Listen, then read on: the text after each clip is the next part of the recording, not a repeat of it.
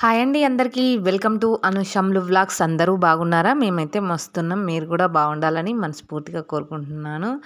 ఈరోజైతే నేనైతే చేపల పులుసు అండి. చేపల పులుసు అంటే రోజు చేసే చేపల పులుసు కాకుండా, ఎప్పుడు ఒకేలాగా కాకుండా ఇలా ఒక్కసారి ట్రై చేయండి. చాలా బాగుంటుంది. చాలా సింపుల్గా అయిపోతుంది. నేను చేసే పద్ధతిలో ఒక్కసారి చూసేసేయండి. నచ్చితే ట్రై చేయండి. మా వీడియో కనుక నచ్చినట్టయితే లైక్ కూడా చేయండి, షేర్ చేయండి, సబ్స్క్రైబ్ చేయండి. ఓకేనా ఫ్రెండ్స్? ఇప్పుడైతే ప్రాసెస్లోకి వెళ్దాము.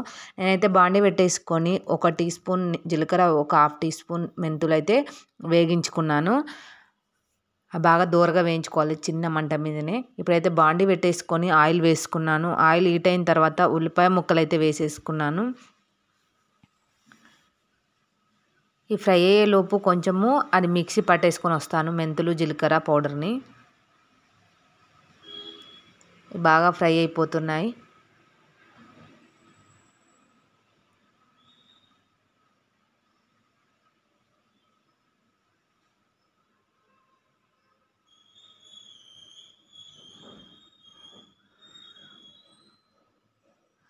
ఇలా ఫ్రై అయిన ఉల్లిపాయ ముక్కల్లో ఇప్పుడు అల్లం వెల్లుల్లి పేస్ట్ వేసుకుందాము.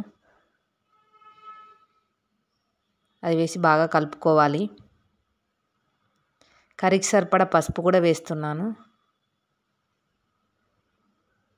బాగా కలిపేసుకొని ఉప్పు వేసి నీట్గా శుభ్రంగా కడిగి పెట్టుకున్న చేప ముక్కల్ని ఇందులో వేస్తున్నాను.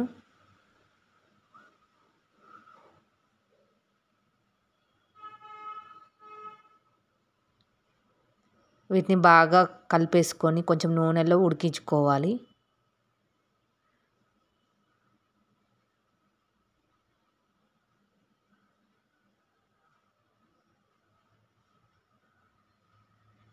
కొంచెం నూనెలో ఫ్రై అయిన తర్వాత ఇందులో ఈ కర్రీకి సరిపడా చింతపండు రసం అయితే వేసుకుంటున్నాను. చింతపండు అదే మనం నాంచి స్క్వీజ్ చేసి తీసుకున్న రసాన్ని అయితే ఇందులోకి వేస్తున్నాను.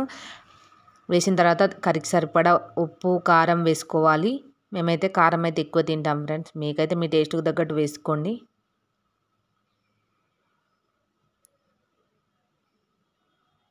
ఒకసారి ఇప్పుడు బాగా కలిపేసుకోవాలి. బాగా మరిగించుకోవాలి కలిపేసుకొని.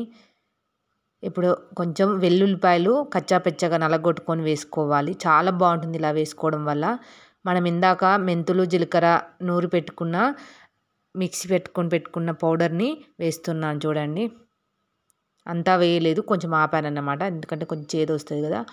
ఆ తర్వాత మనం కొంచెం ధనియాల పౌడరు, కొంచెం గరం మసాలా కూడా వేసిన. అవన్నీ వేసి కొత్తిమీర వేసి ఇంకా దింపేసుకోవడం, బాగా మరిగించేసుకొని. చాలా అంటే చాలా బాగుంటుంది. మీరు కూడా ఒకసారి ట్రై చేయండి. ఇలా సింపుల్గా చాలా టేస్టీగా ఉంటుంది. మా వీడియో కనుక నచ్చినట్టయితే లైక్ చేయండి, షేర్ చేయండి, సబ్స్క్రైబ్ చేయండి.